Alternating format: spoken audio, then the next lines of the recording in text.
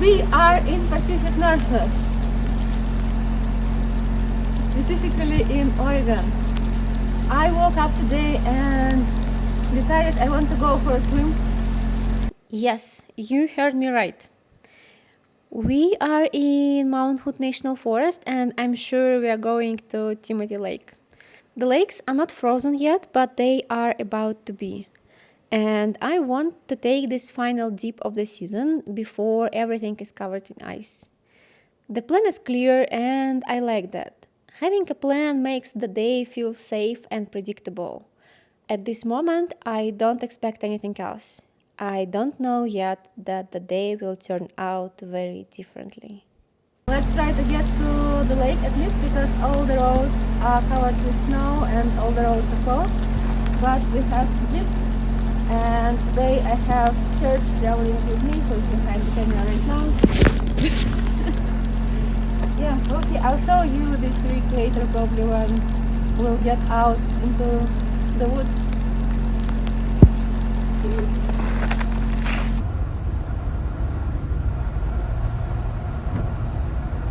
The snowfall gets heavier as we drive.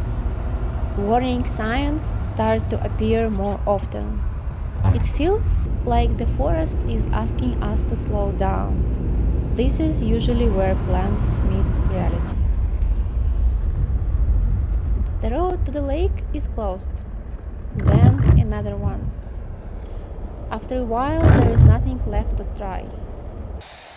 We tried a couple of entrances to the lakes and they were opened last year. Like I was driving all over this national forest last winter, but now looks like more and more people are coming to the area. So all the entrances are closed now, like really closed with the gates and stuff. And these are the signs. I don't know. I feel like Oregon will become California soon. Okay, anyway, I'm a bit disappointed and angry because I really was looking forward to this ride, but probably I'll try something else. We stopped trying to force our way to the lake. Instead, we decide to go lower in elevation and see what's open. The goal changes from getting somewhere to just being out here.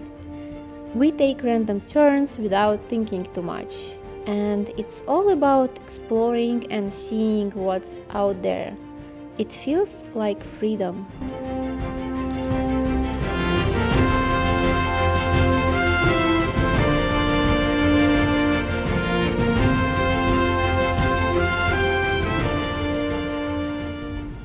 Looks like no swim for me, but there is a lot of cool off-roading in this forest still. We had to go to lower elevations and just exploring the forest. We are on some gravel road. I don't really like that it's not rough enough. And I see a turn to the left, so let's explore this one.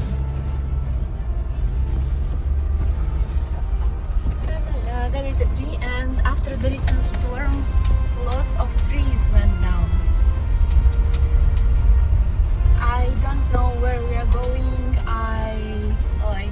It's a complete change of plans from going for a swim to going nowhere. But we'll see where we end up, and yeah.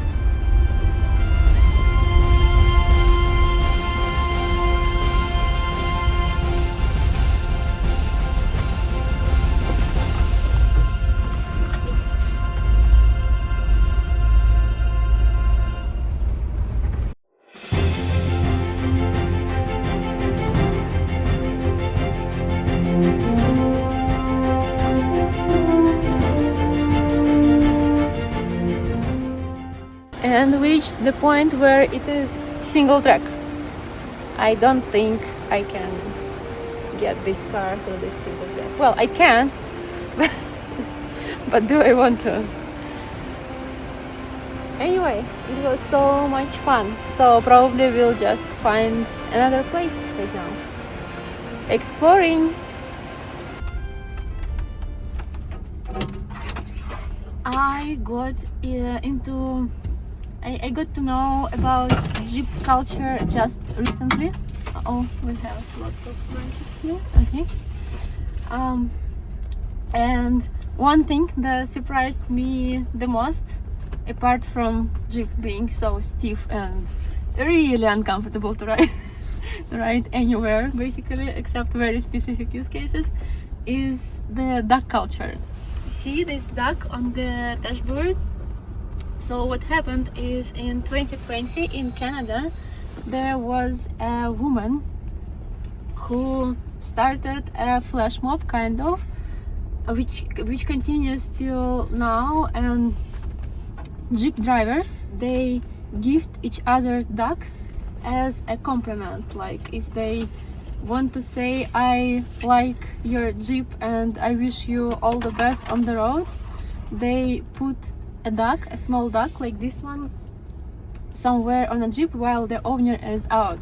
So when you come back from a store or something, I don't know, where you ride your Jeep, like Starbucks, you can see the duck, and I don't know, it's I find it really nice. I did not see anything similar. I did not see anything similar. I did not see anything. Okay, we have lots of branches here.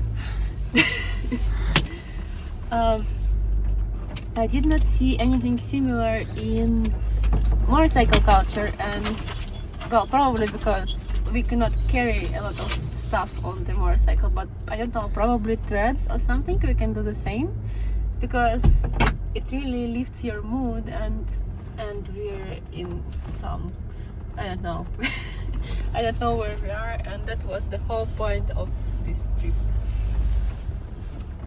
So yeah, the duck culture is very popular here in United States and Canada, and I don't know, let me know if you drive Jeep in another country, let me know if it's the same there, because I was really surprised.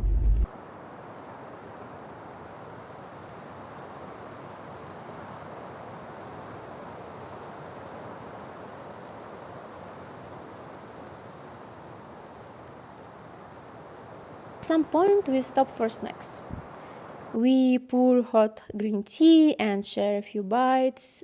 The forest feels alive around us, and we laugh at little things. It's fun just being here without worrying about anything else. Some roads are narrow and rough. Bushes scratch the Jeep as we pass. It's not perfect and it's not careful, but we keep going.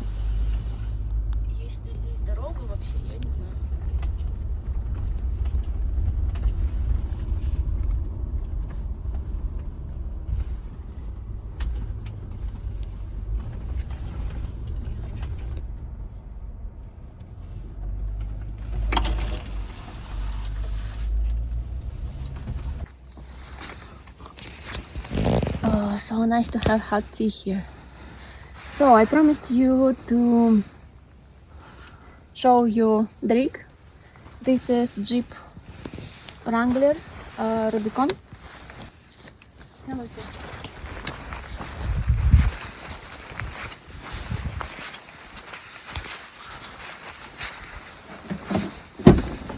It has lots of cool stuff here, like the traction pads, which we, by the way, forgot and we had to come back today. There is recovery kit, lots of stuff, compressor, but like in here, this is a cool feature. It's brand new, installed today. It has a winch with a remote controller. I used it a couple of times to pull people out from the ditch. And It also has here. It has air compressor installed under the seats, under the both of the front seats, so all the four wheels can be inflated at the same time. And yeah, we did not even go down in pressure today because it's very easy forest roads, but forests, it's just nice to be out in the forest. Some places are not destinations. It's not about getting somewhere, it's about being here.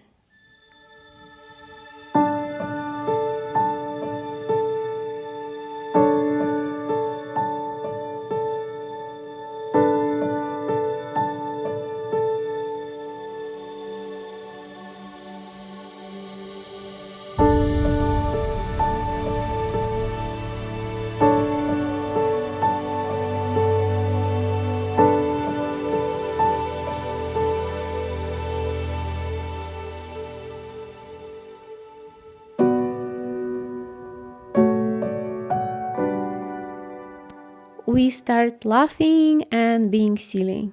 The frustration is gone.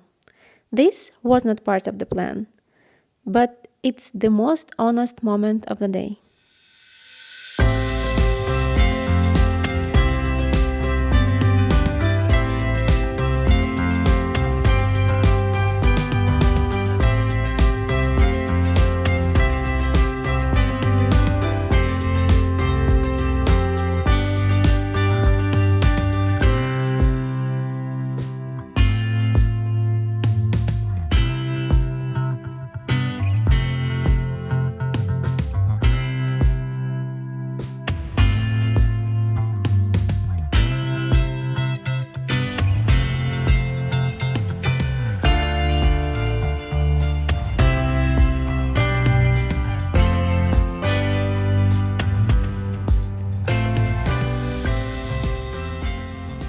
Sun. I haven't seen sun for weeks. This is what living in Pacific Northwest means.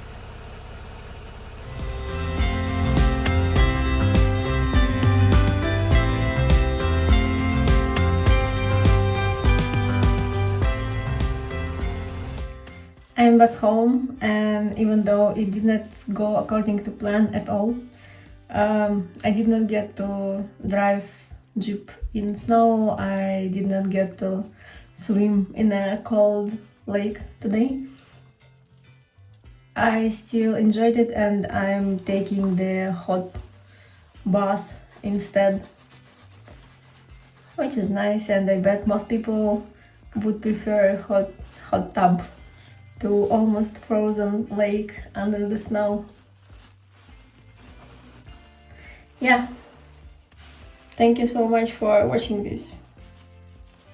I appreciate it a lot, and I'll see you in the next one.